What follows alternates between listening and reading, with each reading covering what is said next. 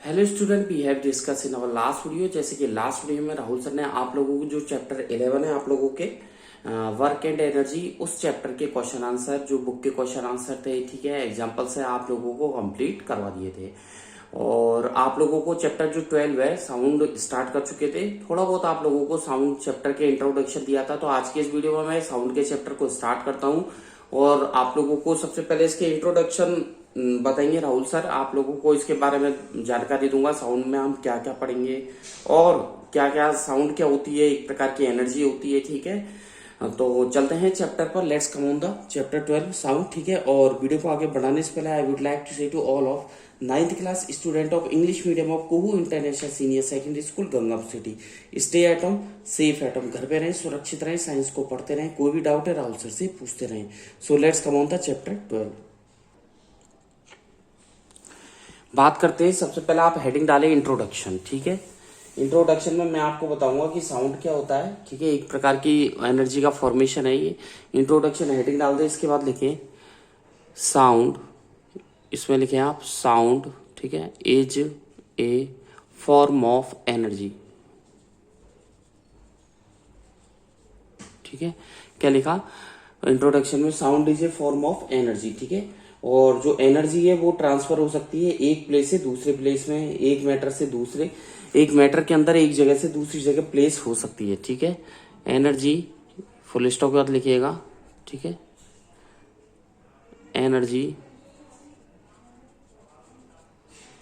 Can be transferred, TRANSFE, transfer, ठीक है, from one place, ठीक है, from one place to another, one place to another, ठीक है, through a matter, THROUGS, through a matter, एक matter के through एक प्लेस, एक जगह से दूसरी जगह ट्रांसफर हो सकती है, ठीक है। और ये एक डिस्टरबेंस लाइक वेव होती है, ठीक है।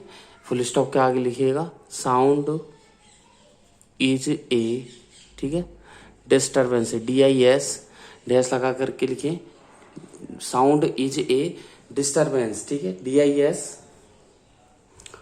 स्पेलिंग है पूरी, DISTURBANCE, डिस्टरबेंस, ठीक है। लाइक वेव, वेव यानी कि तरंग, ठीक है। जो साउंड होती है वो डिस्टरबेंस लाइक वेव होती है, ठीक है। और कई सारे एग्जाम्पल होते हैं इसके, ठीक है, साउंड के। अब आप मेन हेडिंग पर जाइए और बीचों बीच आप हेडिंग डालें साउंड, ठीक है, ठीक है। बीचों बीच क्या हेडिंग डालोगे आप? साउंड। साउंड क्या होती है? साउंड का मतलब क्या होता है? सेंसेशन ऑफ हियरिंग, यानी कि सुनने की क्षमता होती है एक तरीके की। तो लिखिएगा साउंड मीन्स, हेडिंग डाल दी, इसमें लिखिए साउंड मीन्स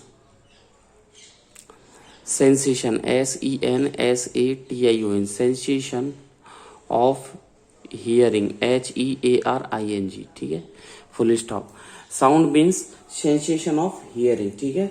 और फुल स्टॉप लगा करके लिखिएगा जो सुनने की क्षमता होती है। और सुनने की क्षमता कैसी? जैसे देखना, टच, टेस्ट होता है, ऐसे हियरिंग भी एक तरीके का सेंसेशन है, हियरिंग, ठीक है।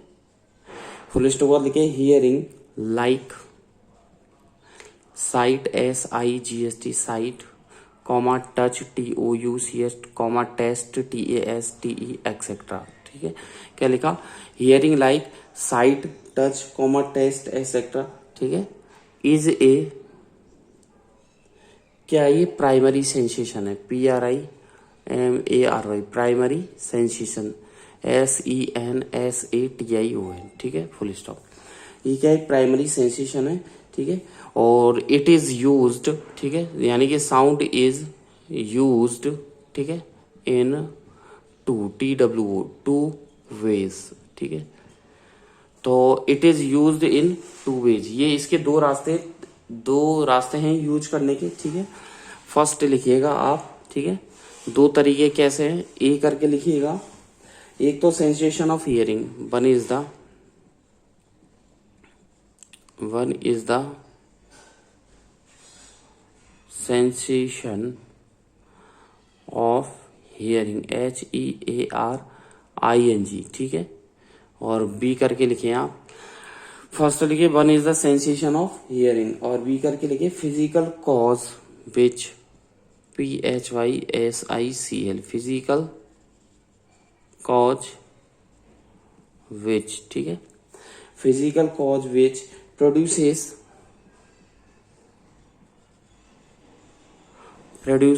दैट, ठीक है, क्या लिखा, physical cause which produces that sensation, ठीक है। तो one is the sensation of hearing, second लिखा physical cause which produces that sensations, ठीक है। चलिए जी, यानी कि साउंड जो है जैसे चिरपरिंग वर्ड्स है, तो ये क्या सेंसेशन हुआ एक तरीके से, ठीक है। अगला चलते हैं आगे, प्रोडक्शन ऑफ साउंड, ठीक है। साउंड का प्रोडक्शन किस तरीके से है, ठीक है, मैं आपको बता दूं, ठीक है। तो पहले इसमें आप लिख लीजिएगा, इन्वर्टेड कॉमा लगा करके आपको डेफिनेशन लिखवा दूं मैं, ठीक है। इन्वर्टेड एरो भी लगा देना, और इम्पोर्टेंट है ये, ठीक है, इम्पोर्टेंट है। साउंड इज डिफाइंड एज, इसमें लिखिएगा sound is defined, DEFINED, defined as, ठीक है। Sound is defined as the physical cause. Rahul sir आपको ये बताना चाह रहे हैं कि साउंड जो होती है एक फिजिकल कॉज होती है, एक भौतिक कारण। फिजिकल कॉज कैसे? क्योंकि ये हमें सुनने के जो सेंसेशन है वो देती है, उसके लिए इनेबल बनाती है साउंड। जैसे अगर साउंड प्रोड्यूस नहीं होगी तो क्या आप सुन पाओगे? क्या नहीं सुनोगे। और जब साउंड ही प्रोड्यूस नहीं होगी तो आपके जो हियरिंग सेंसेशन है वो इनेबल नहीं होंगे। तो मैं यही लिखवाना चाह रहा हूं, sound is defined as the physical cause which enables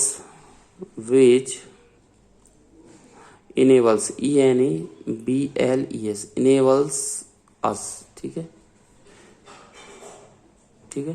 क्या लिखा? which enables us to have the sensation of hearing,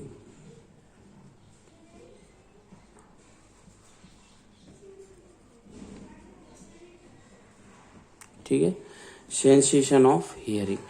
तो क्या है कि sound is defined as the physical cause which enables us to have the sensation of hearing, ठीक है। Heading डालें next, production of sound. Next heading डालें आप, production of sound, कि साउंड का प्रोडक्शन कैसे होता है। नेक्स्ट हेडिंग डालें आप, प्रोडक्शन ऑफ साउंड। साउंड का प्रोडक्शन कैसे होगा? जो साउंड होती है ये वाइब्रेटिंग बॉडी या वाइब्रेटिंग ऑब्जेक्ट से प्रोड्यूस होती है, ठीक है। साउंड जो प्रोड्यूस होती है, ठीक है, वो वाइब्रेटिंग ऑब्जेक्ट से या वाइब्रेटिंग बोल सकते हो आप, बॉडी से ऑब्जेक्ट से प्रोड्यूस होती है, ठीक है। तो इसमें लिखिएगा sound is produced by vibrating, BIBRATING, vibrating body, ठीक है, फुल स्टॉप। तो sound is produced by vibrating body, ठीक है। इसमें फर्स्ट आप लिख सकते हो, जैसे मैं आपको बताऊं कि जैसे गोंग होता है बेल की, तो इसमें लिखिएगा वैन, ठीक है। आपको एग्जांपल दे रहा हूं मैं, when the gong, GONG, gong of bell. आपने 8th क्लास में मैंने आपको इलेक्ट्रिक बेल का डायग्राम बनवाया था, याद हो यदि, जब आप 8th क्लास में थे तो आपने इलेक्ट्रिक बेल पढ़ी थी, उसमें गोंग वर्ड आया था, वही बात है ये। When the gong of bell is struck, ठीक है, उसे पीटा जाता है, STRUC, स्ट्रक किससे? विद हैमर, HAMMER, यानी कि हथौड़े से पीटा जाता है, comma sound is produced, sound is produced, PRODUCD, ठीक है, फुल स्टॉप। साउंड प्रोड्यूस होती, the bell is set into, the bell is set into, ठीक है, फुल स्टॉप कर लिखिए, the bell is set into vibration and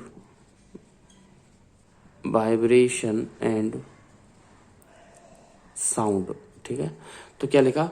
the bell is set into vibration and sound is propagated, आगे लिखिएगा sound is propagated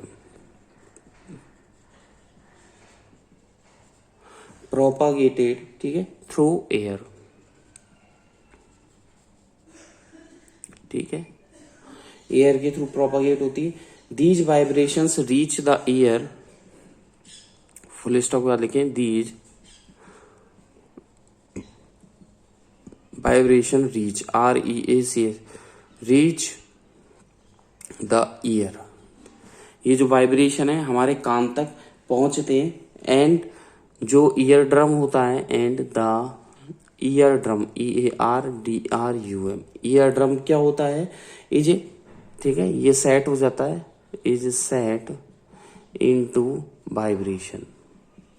इस vibration में हमारा ear drum set हो जाता है। आगे देखिए, फुल स्टॉप लगा दीजिए। These vibration are communicated, full stop के बाद लिखिएगा, these vibrations are communicated, COMMUNICATED, ठीक है। तो these vibrations are communicated to the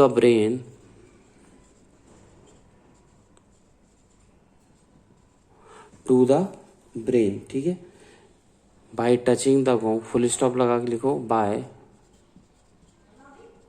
touching the gong, ठीक है, फुल स्टॉप बाद लिखें, bye touching the gong with hand, one can feel, ठीक है, one can feel the vibration of gong, the vibration of gong, ठीक है, full stop. हम gong का जो वाइब्रेशन है फील कर सकते हैं, ठीक है।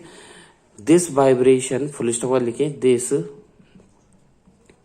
वाइब्रेशन इज नेसेसरी, NECESSARY, ठीक है।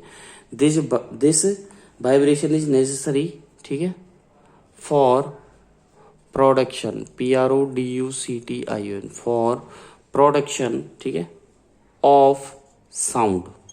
ये जो वाइब्रेशन होते हैं वो नेसेसरी, यानी कि नेसेसरी, आवश्यक होते हैं साउंड के प्रोडक्शन के लिए, एंड और किसके लिए, साउंड के रिसीविंग के लिए, and for receiving, RECEIVING, receiving the, and receiving, ठीक है, of sound,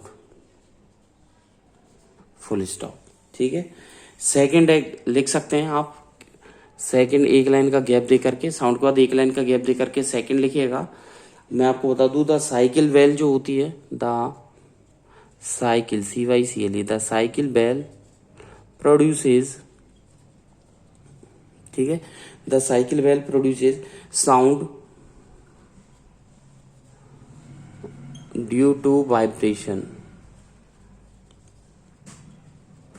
the cycle bell produces, ठीक है, the cycle bell produces sound due to vibration produced by gong, produced by the gong, ठीक है, gong के through कर सकती है, फुल स्टॉप, ठीक है। फुल स्टॉप के बाद लिखिए, व्हेन द, अब फुल स्टॉप के बाद लिखिएगा, जो साइकिल बेल है वो टच की जाती है, when the cycle bell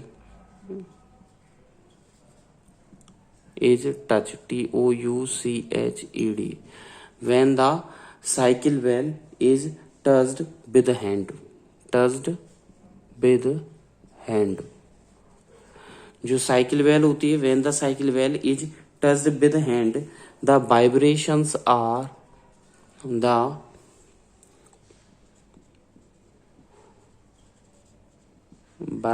vibrations are, ठीक है,